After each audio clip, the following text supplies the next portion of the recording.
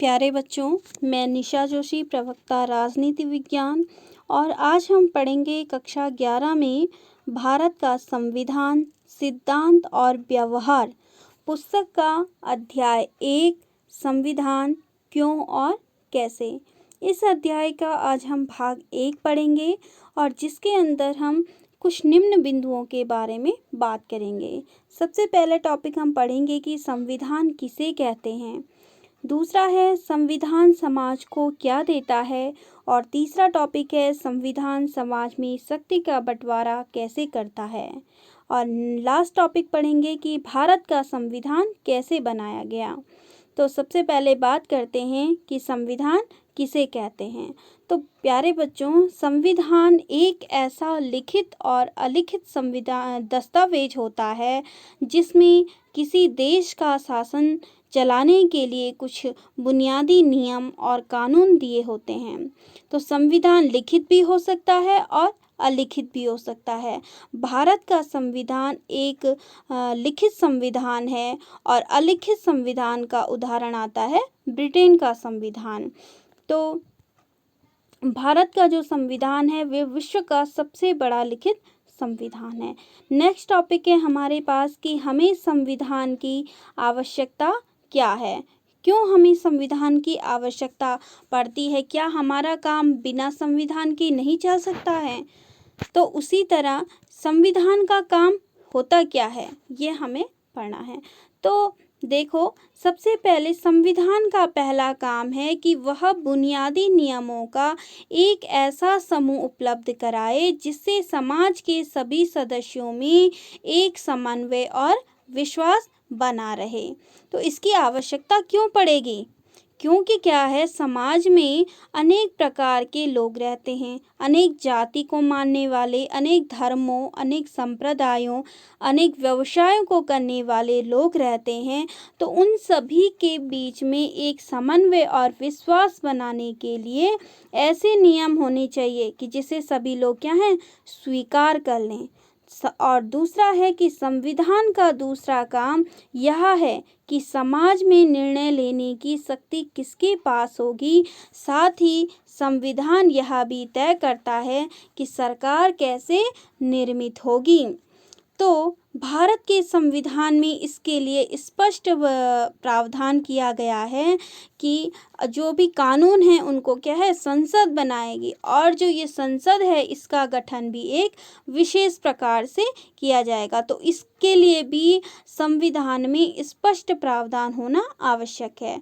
तीसरा है कि संविधान का तीसरा काम यह है कि वह सरकार के द्वारा अपने नागरिकों पर लागू किए जाने वाले कानूनों पर सीमा लगाए, और वे सीमाएं इस रूप में मौलिक होती हैं कि सरकार कभी उसका उल्लंघन नहीं कर सकती हैं।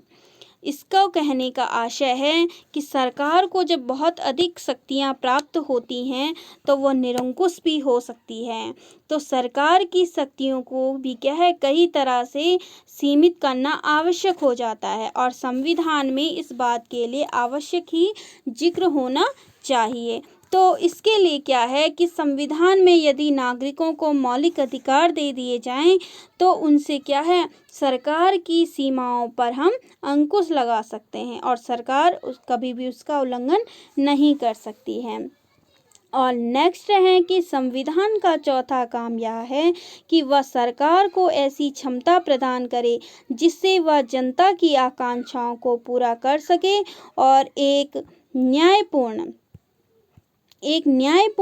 समाज की स्थापना के लिए उचित परिस्थितियों का निर्माण कर सके।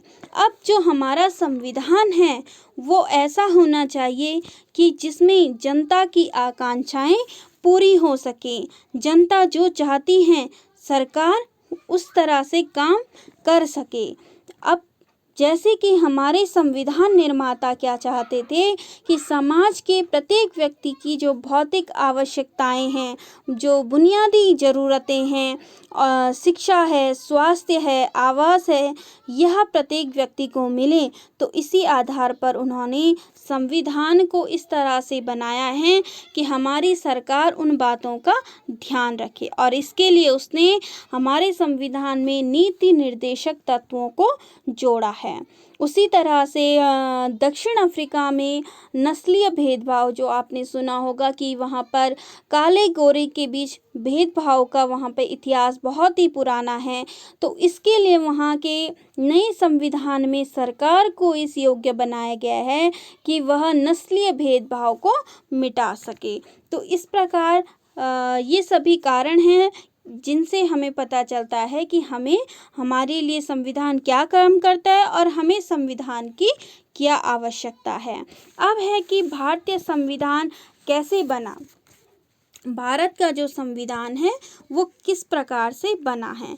तो भारत के संविधान को एक संविधान सभा ने बनाया था, और सर्वप्रथम जो है 1928 में नेहरू रिपोर्ट, जो कि पंडित मोतीलाल नेहरू के द्वारा प्रस्तुत की गई थी, तो उसमें क्या है, संविधान सभा के गठन की बात की गई थी।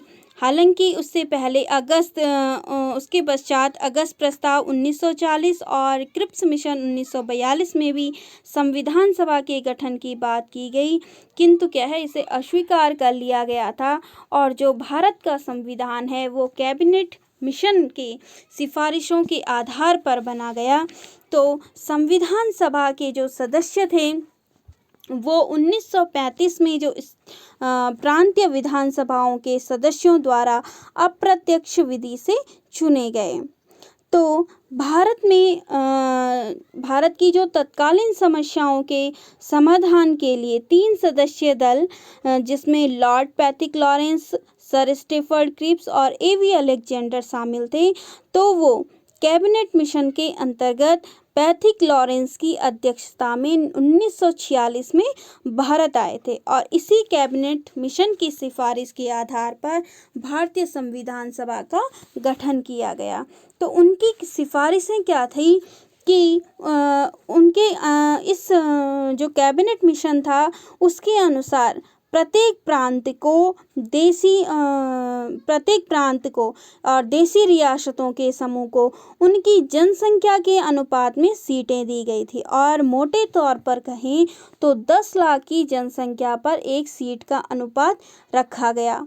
और इसके बाद क्या हुआ कि जहाँ पर ब्रिटिश सरकार का प्रत्यक्ष शासन था, उन प्रांतों को 292 सदस्य चुनने थे, और देशी रियासतों को मिली 93 सीटें।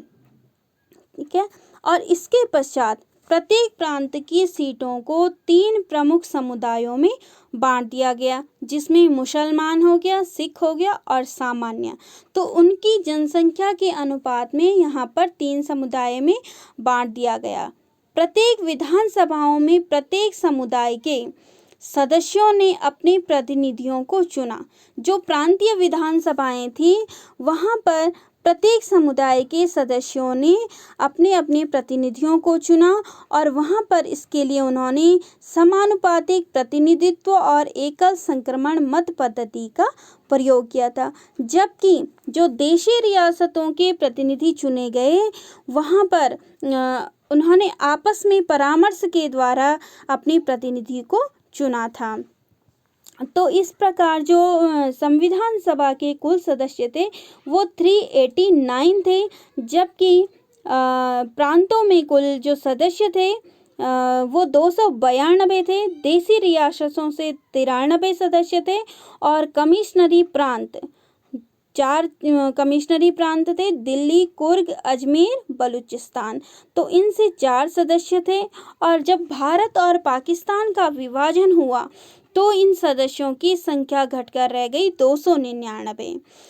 इसके पश्चात संविधान सभा की पहली बैठक 9 दिसंबर 1946 को हुई, और इसमें अस्थायी तौर पर डॉक्टर सच्चिदानंद सिन्हा को अध्यक्ष बनाया गया, और वो इसलिए बनाया गया क्योंकि वो इस बैठक के सबसे वरिष्ठ सदस्य थे। इसके पश्चात 11 दिसंबर 1946 को डॉक्टर राजेंद्र प्रसाद को संविधान सभा का स्थायी अध्यक्ष बनाया गया और दिनांक 13 दिसंबर 1946 को पंडित जवाहरलाल नेहरू के द्वारा संविधान के लिए एक उद्देश्य प्रस्ताव प्रस्तुत किया गया, जिसे संविधान सभा द्वारा स्वीकार कर लिया गया और इसी के आधार पर हमारा जो संविधान है, भावी संविधान है, वो बनना था।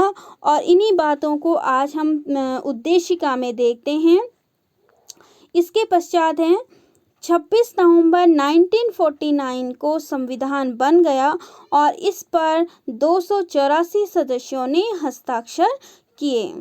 तो इस प्रकार भारत का संविधान बनकर तैयार हुआ। इस टॉपिक में, इन टॉपिकों से कुछ महत्वपूर्ण क्वेश्चन आते हैं। जैसे क्वेश्चन आता है कि संविधान से आप क्या समझते हैं? भारतीय संविधान कब बनकर तैयार हुआ? और उसके बाद क्वेश्चन आता है कि भारत के संविधान को बनने में कितना समय लगा। उसके पश्चात क्वेश्चन आता है कि संविधान के प्रमुख कार्य क्या हैं, विस्तार से बताइए। और आप सभी बच्चे क्या करेंगे? परियोजना कार्य करेंगे, जिसमें आप विभिन्न समाचार पत्र पत्रिकाओं के द्वारा विभिन्न देशों के संविधानों का अध्ययन करेंगे, उनको देखेंगे कि उनमें क्या क्या बातें कही गई है और उनकी भारतीय संविधान से तुलना करके उन्हें एक जगह आप नोट करेंगे। तो यही आपके लिए काम है। ओके, धन्यवाद।